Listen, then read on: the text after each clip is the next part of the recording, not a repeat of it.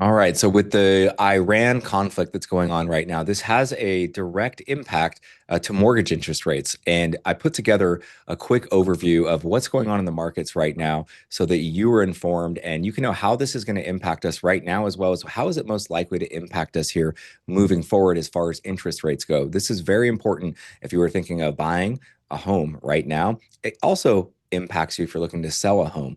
So I'm going to walk you through this really simple overview presentation analysis that I did this morning to show you how has this impacted us in literally just 24 hours and how is this going to impact us moving forward. So with the conflict and interest rates impacted, the financial markets right now are experiencing significant volatility, both on the mortgage rate side as well as on the security side of things.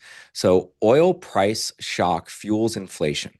And when this happens, inflation is the number one thing that the Fed is focused on in interest rate markets as far as cutting rates. Inflation is always the hot topic. So we've already seen a 5 to 10% rise in oil prices, and that typically adds about zero point 0.3 percentage points to headline inflation immediately.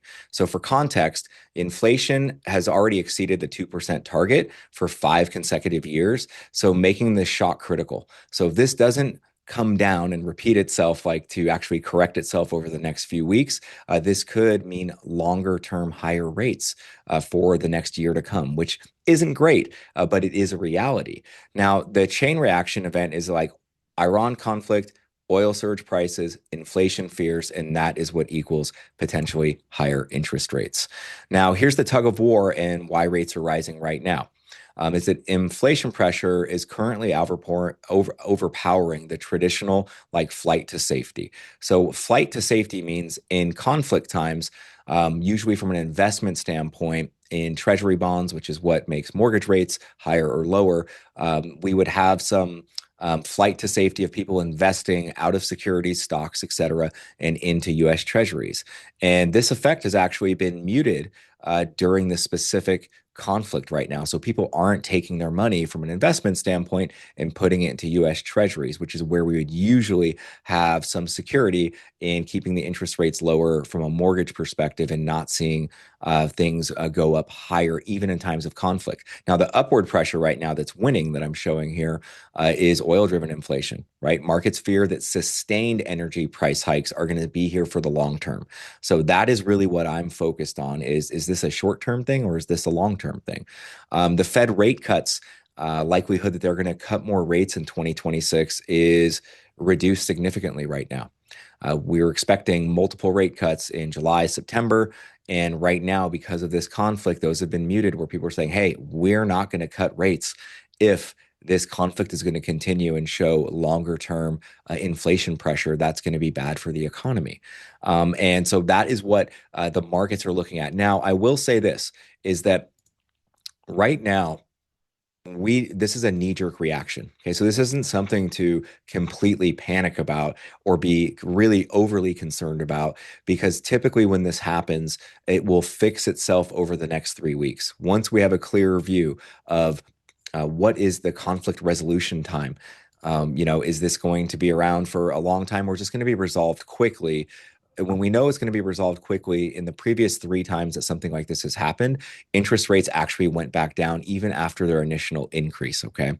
We just don't know if that's going to happen this time. So, what does this mean in relation to direct impact as far as interest rates and the change that's happened in the last 24 hours? So, in the last 24 hours, the immediate market reaction was rates spiked overnight from a mortgage perspective. So this has been the largest one-day spike in mortgage rates in months, and it just happened in the last 24 hours. So interest rates went from 5.9% up to about 6.3% in a 24-hour period. Now, that's across all different products. Typically, what we're seeing is interest rates went up between a quarter to a 0.5% in totality. So this gives you the range of what it looks like from things that went up. So, rates moved opposite of the typical crisis pattern instead of falling because of the inflation perspective. So What we really need to focus on here is that if you were buying a house and you just got pre-approved like a week ago, you should take a look and make sure that you're still pre-approved for the same price that you were before. Because if you were maxed out on your pre-approval and interest rates jumped up a quarter or 0.5%, that could be the difference between you buying the house exactly that you want versus having to look at a slightly lower price right now. So what to watch going forward? Right. The bottom line here is that this isn't a normal geopolitical event where investors simply flee to safety and then we see rates come down. That is what typically happens. This oil inflation channel is overpowering the safe haven effect. So we have to take a look at how long is this going to last?